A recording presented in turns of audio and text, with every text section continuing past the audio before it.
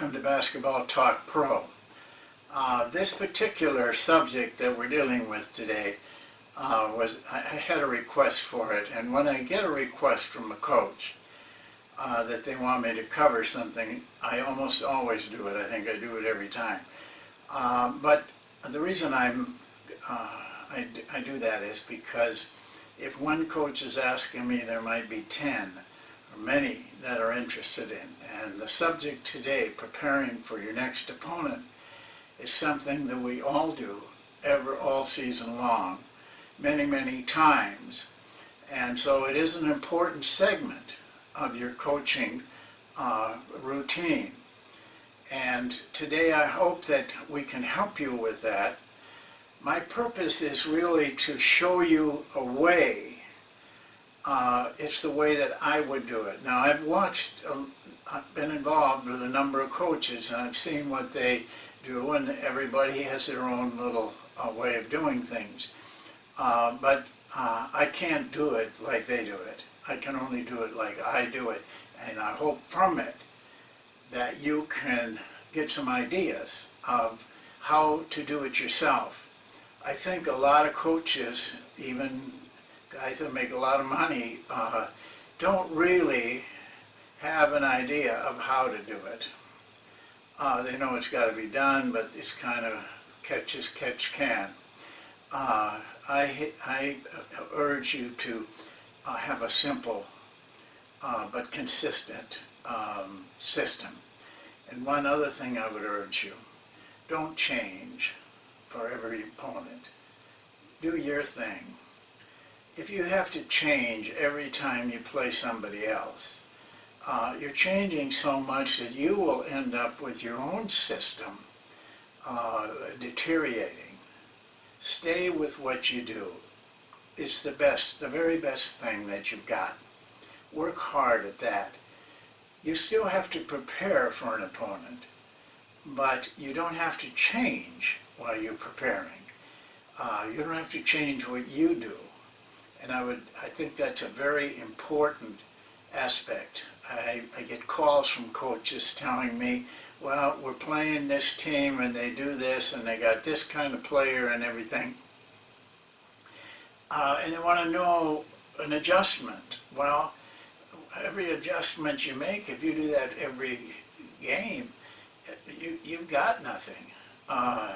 Stay with what you're doing. It's the best way. Now, I'm going to show you 4 things that we do. And in order to do that, I have to go to the whiteboard. Well, here are the 4 things. You'll have plenty of time to copy them down. And, you know, they're very simple words, and I don't use a lot of words. But just so you're sure of what I'm saying, number 1 step we take is research. And we'll talk to you how we do that. The second step is what happens, we call it shoot around. You may have something different. Professionally, in professional ball, you pretty much have to put your whole scouting report in, everything you want to do in an hour. It takes a little while for you to get used to that, but once you're used to it, it's a system that I particularly like. I think you can overdo a lot of preparation. And then you have pregame. You get them together before you go out on the floor, review, and then the last thing I will explain to you. There's nothing you can do in step number 4. So let's start at the top, research. We research our opponent very carefully. Not that we're going to use everything. In fact, we use very little of it. But we want to know as coaches. We take the time to do the film work, to do the study, to do when I say time, we have to squeeze it in when we can. And a lot of times that time takes you into the early morning hours. But that's what you have to do if that's all the time that you have. But we are very dedicated to using films and I think the head coach should always be involved. The assistants also, of course, but if the assistants are doing it, which they do on a lot of teams, and then they come, to the head coach and say, this is what we're doing, and you tell the players, and the head coach really doesn't have a feel for it. I think coaches need to have a feel for it.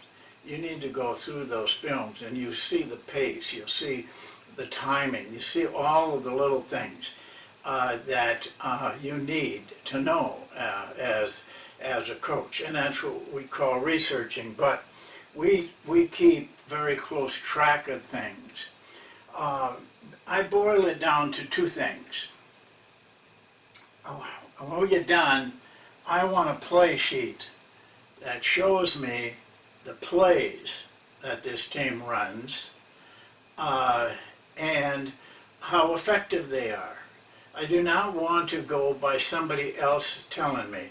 I want to do the film work, and sometimes we do 2 or 3 films to make sure we are seeing everything, and we evaluate everything by keeping track of things so we have numbers. We know a play is run 11 times and they scored 8 points off of it. Or those kind of things. That's the play sheet. Because what we want to do with the play sheet is to narrow it down to 4 or 5 plays. The standard that we use is this. We want to know the 4 or 5 plays that they must run in order to win the game. Everybody has them. Some coaches, I don't know if they really know if they have them, but they're there. And we want to know just 4 or 5 plays, not all of them. We know all of them. We got them there, written down and evaluated. We pick out 4 or 5. And our standard is, do they have to run these plays effectively in order to win the game? That's who we're preparing for. We're preparing for what they do best.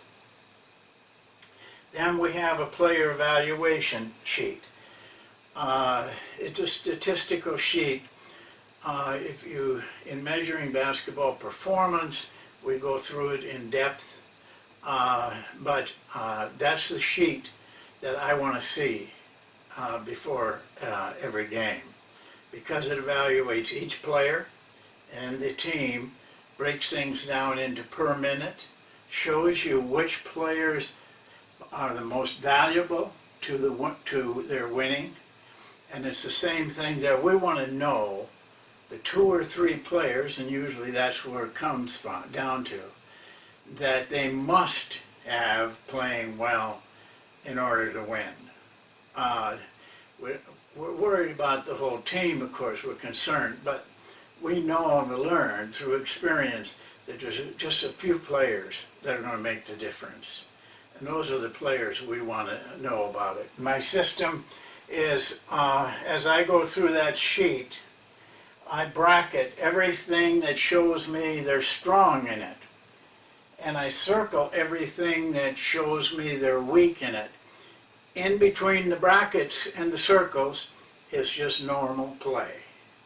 Normal players, normal things that are happening. But we also want to know their per minute production, because a guy can have numbers, but he maybe is doing it in more time than the other players. So we break it down to per minute.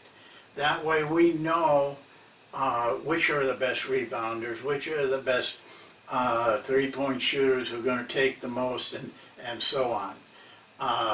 And all of that we have on one sheet. So we don't have a lot of paper or clutter. Both of those are one sheet. And from that, we make our decisions. That's our research. The decision is always made, in my case, by me. When we work together, the assistants and myself, I get their input, I get their insight, because they will see things maybe I don't see, and they bring it up, or they may make statements, very positive statements. We're going to have to do this, or we don't want this to happen. That's all input that I listen to. But when it comes to making the decisions, I do it by myself, alone, with no one around. I usually do it in the morning of the game. I get up very early, and it's quiet. Get a cup of coffee. Nobody's around. Nobody's going to bother me. The phone isn't going to ring. The TV's not going to be on. And then I say, here's the things we're concerned with and how we want to approach them. Well, it's a lot of material. The players, though, don't see a lot of material. I don't want players overburdened with a lot of things they got to remember. And I think that happens a lot. You know, a long list, we got to do this, we got to do that. Players have got to play. They got to have a mind that's free, that they're having no concern about what they have to remember. So it has just have a few significant items. I boil it down to 3 things on offense. I may not be talking about particular plays. I may be talking in general. Those 3 things. And 3 defensive things. And I do that at what we call a shoot-around. Your own time and how you do it, you're going to have to do this. I don't care when you do it. You can do it the night before. I like to do it the day of the game. I think it stays with them a little bit better. Plus, if you do it the night before, you know, they're starting to think of what I should do. What if we do this? And what if they start making their own little plans. Whereas if you do it 6 or 7 hours before the game, you know, they're not thinking the same way. Then we have a walkthrough. Now, the day of the game, we got an hour. And I don't care if I were given 2 hours, I would still only use 1 hour. Because I think it's the right amount of time, and everything then has got to be done seriously. There's no slacking. We're under the gun. We know we got to get a lot done, and the players know that also. We run a pretty normal practice. Our early practice is the same thing we do in every practice. We speak for 5 minutes. I go through these things in general. 5 minutes is all. Then we shoot. We do our stretching. And we do our defensive slides. We do that every day, all year long. So we do it the day of the game too.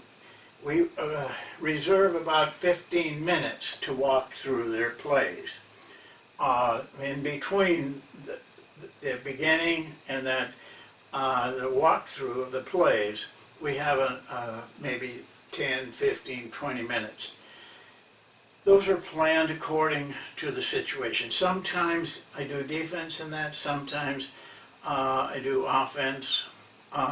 Just kind of depends on the particular day and what we're trying to emphasize. You know, we tailor that to what we want the players to have in their mind before the game starts. Then we do the walkthrough. A walkthrough, for those of you who don't know, is when we have one team walk kind of half speed through the plays, then the other team does it for that team, so both groups are getting to feel that play. Now, sometimes we will give them calls. If we know the calls, but we're not hung up on calls, and I tell the players, don't get carried away with the calls. learn in this walkthrough how to see it. Each one of you have the responsibility of being able to recognize that this is one of the 4 plays, and rather than hear it, because if you're going by calls, one guy may not hear it, another guy doesn't remember it, because what call is that, you know, he's got to think about it, but visually you should be able, after what we've shown here, to see that this is the play, and then everybody's on the same wagon, so to speak. They're all together. We feel that that's very important.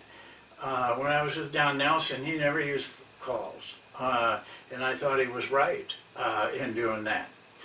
We had them, but he just didn't give them to the players. He wanted them to see what was going on. So that takes about 15 minutes. So let me warn you about something with the players. They will, because of the nature of the speed, and it isn't live, they will tend to kind of go through the motions. You have to stay on top of that, especially veteran players. Veteran players don't think, well, I know what I have to do. You know, I've been through this. I've gone through 8,000 walkthroughs.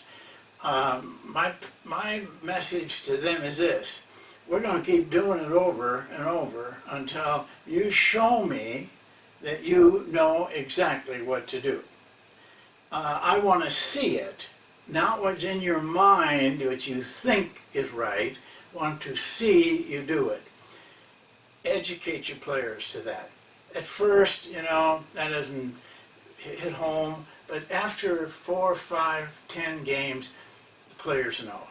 They know what they have to do, because I never let up on it, and you shouldn't either.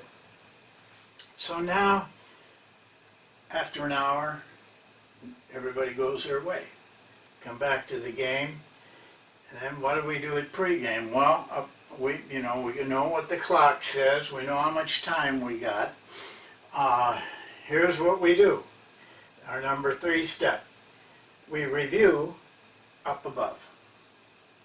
We don't have to say a lot, because we've gone through it pretty thoroughly. They know. They may have questions, though. Something may have bugged them during the day that they're not quite sure of. They raise their hand. We straighten things out. Then we put the films up here. We take the plays, these 4 or 5 plays. I want to see, you got to remember now, they have not seen this team run those 4 or 5 plays, but they're going to see them right now. They're going to see how they run them, not how the other team in walkthrough did it or how we put it on the board. They're going to see it in action, how they run these plays. I'm involved in picking out those plays, and I'm involved in picking out which of the on the film work we use and which ones we don't. I want to know, because I have to be able to communicate with these players then, right before the game, during the game. I don't want any doubt or feeling of not knowing. So we show them. We show them on the films. Well, now, a lot of you are going to say, yeah, it's nice where you've had cameras and you've had all these things. No, I've been to where everybody's been, and most of the coaches have been. You're in situations where you don't have everything. Well, you got to do it on your own then. You got to find a way. You know, all of you got credit cards. If you have to buy some monitor so you can show them in the game, before the game, buy it yourself. Get the things you need to do the job that you need to do. Don't let dollars hold you back. This is your career. This is your lifeblood. This is the job that you have to do and do it well. or you don't have a job. So, don't let things stand in your way. Find a way. Beg. Do whatever you have to do to get what you need. Well, that's it. We've gone through it all. Guys, we give them 4 or 5 minutes. They got to go to the bathroom. They want to, they've got their own way of getting themselves ready. We want to allow them that time, and they all do. They know, hey, we're in a few minutes we're going to war, and I got to be ready. And they do it. Some don't do much. Some want to lay back. Some are more intense. Let them be what they want to be. Don't try to dictate that. Don't say anything. I don't say anything. And I don't say anything either when they take the floor. It's no more, and now remember this, do this. You've done your job. They'll do it.